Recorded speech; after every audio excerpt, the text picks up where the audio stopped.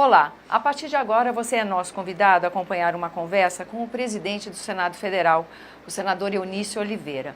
O nosso tema, basicamente, é um balanço dos últimos 15 dias de trabalho, tanto do Senado quanto do Congresso Nacional.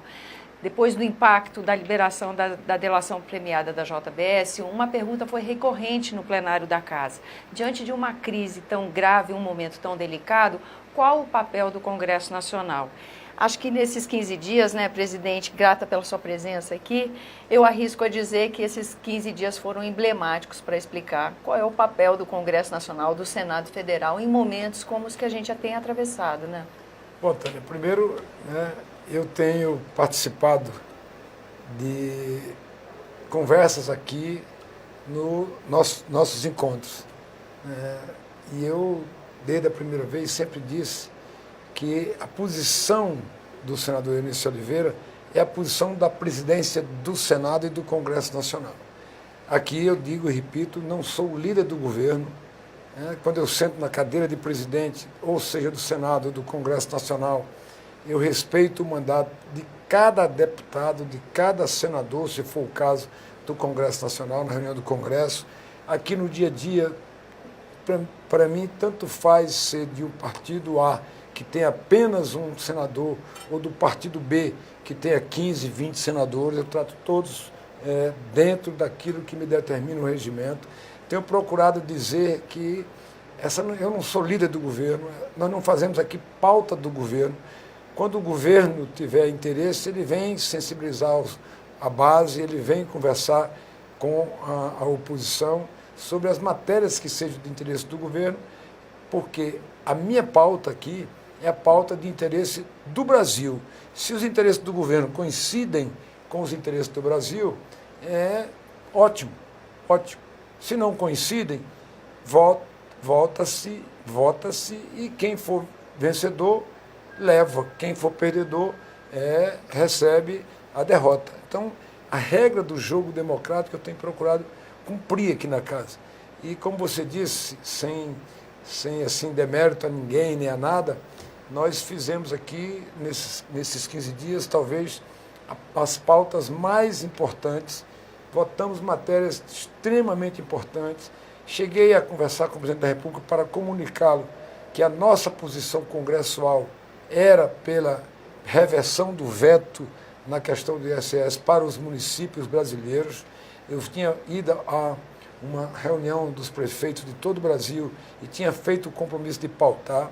Ajudei nesse aspecto, conversei com o presidente foi sensível, autorizou a base dele aqui na casa a fazer a reversão. Nós votamos mais de 200 matérias só nessa reunião do Congresso Nacional que fizemos essa semana. Nós votamos várias matérias importantes, todas as 11 medidas provisórias que aqui chegaram, nós votamos todas. Votamos o primeiro turno, votamos o segundo turno para extinguir o foro privilegiado para todos os 38 mil brasileiros que têm esse foro prerrogativa e não apenas deputados e senadores. Então, nós defendemos aqui no Senado, aprovamos por unanimidade duas vezes, primeiro turno e segundo turno. Já encaminhei hoje para a Câmara dos Deputados a votação dessa PEC, que foi unânime aqui no primeiro turno, unânime aqui no segundo turno, que é a extinção do foro privilegiado para todos os brasileiros, sem exceção, seja senador, seja ministro, seja procurador, seja juiz, todos nós teremos a perda do chamado foro privilegiado, porque esse é um anseio da sociedade e, pelo menos aqui no Senado, nós fizemos duas votações, primeiro turno, segundo turno, fizemos 5 sessões de discussão no primeiro turno, como manda o regimento, discussões, e 3 sessões de discussões no segundo turno, como manda o regimento. Votamos nominalmente essa matéria, duas vezes, repito, no primeiro turno e no segundo turno, e encaminhamos para a Câmara dos Deputados. Votamos também aqui o abuso de autoridade para todos nós, seja deputado, seja senador, seja autoridade. A partir de agora, pelo menos pela vontade dos senadores e, obviamente, com o apoio da opinião pública, nós estamos extinguindo o chamado foro privilegiado, estamos extinguindo também a chamada carteirada da autoridade que muitas vezes exerce dessa forma. Quer dizer, no momento que parecia até improvável, de tanta tensão, né, no ambiente político, foi possível enfrentar questões bem polêmicas aqui na casa, né, senador?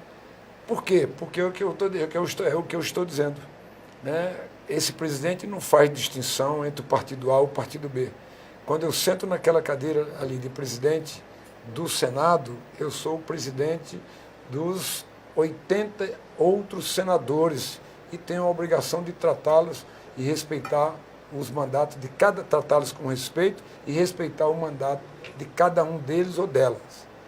Da mesma forma, quando eu sento na cadeira de presidente do Congresso Nacional, que aí congrega os 81 senadores e os 513 deputados, fazendo 594 parlamentares, eu não faço a menor distinção se ele é da Rede, se ele é do PSDB, se ele é do PMDB.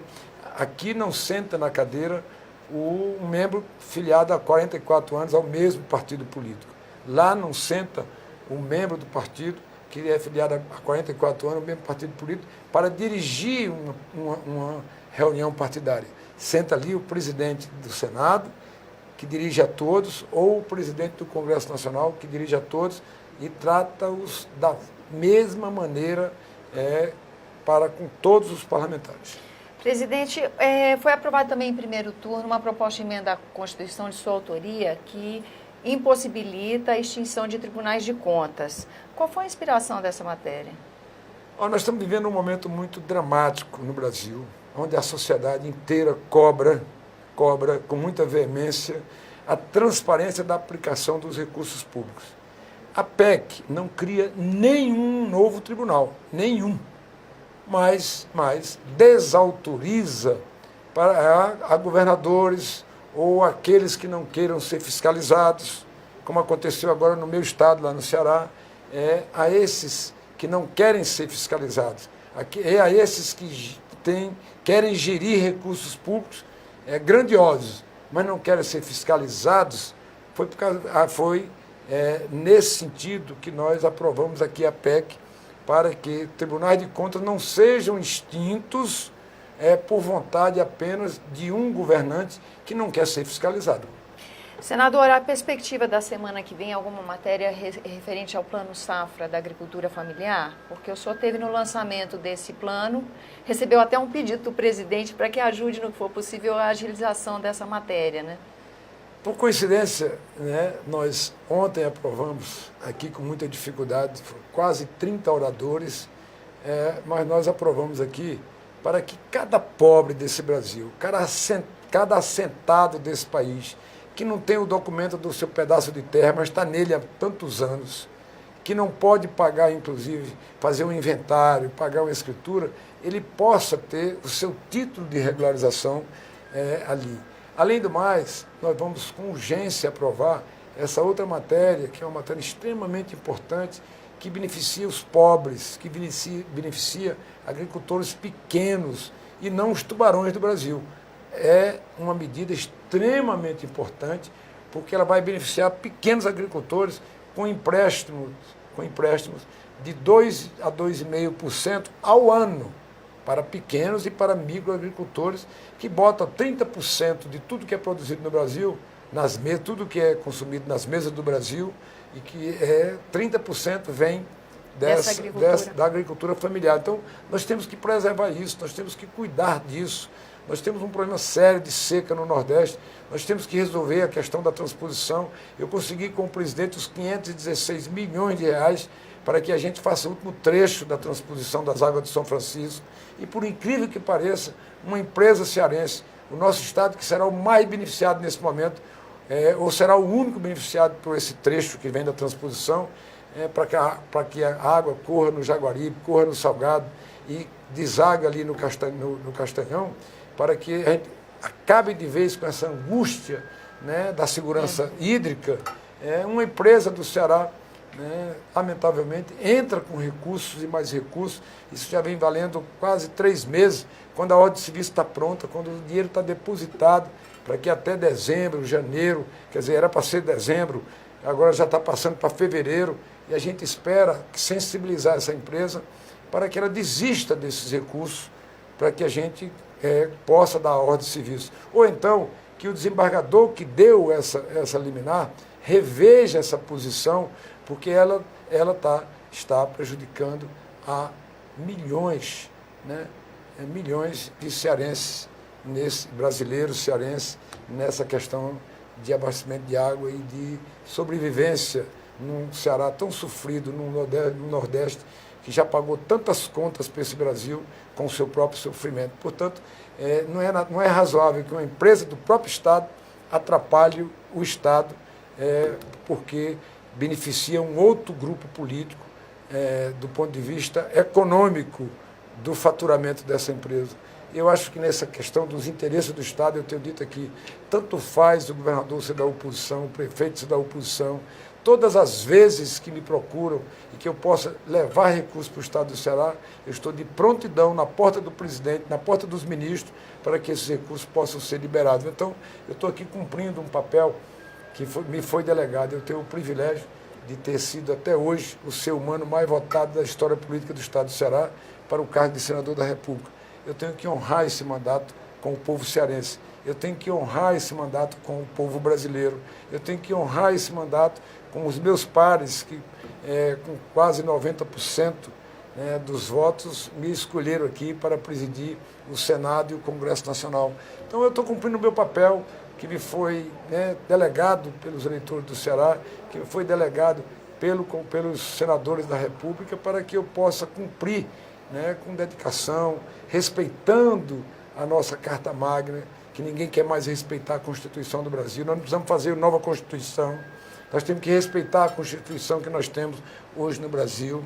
Nós não precisamos de um novo regimento, nós temos que respeitar o regimento, e é isso que eu tenho procurado fazer e tenho recebido, graças a Deus, eu tenho recebido aqui pelos meus pares, por senadores da oposição, senadores da situação, senadores de partido de esquerda, de centro, de direita, o apoio para que a gente continue fazendo isso. Nós só com o apoio maciço dos nossos companheiros, foi com o apoio deles que nós conseguimos fazer aquilo que o Congresso Nacional há muitos anos não fazia, que era destravar a pauta, votar 11 medidas provisórias numa semana, votar diversas matérias, que essas matérias vão todas elas beneficiar os mais pobres.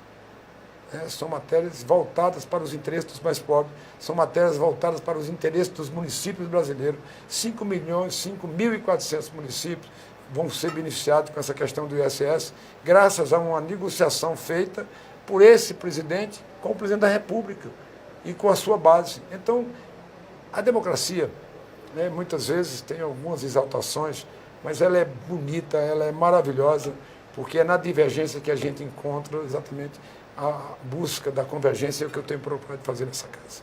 Senador, muito grata pela sua presença aqui no nosso programa.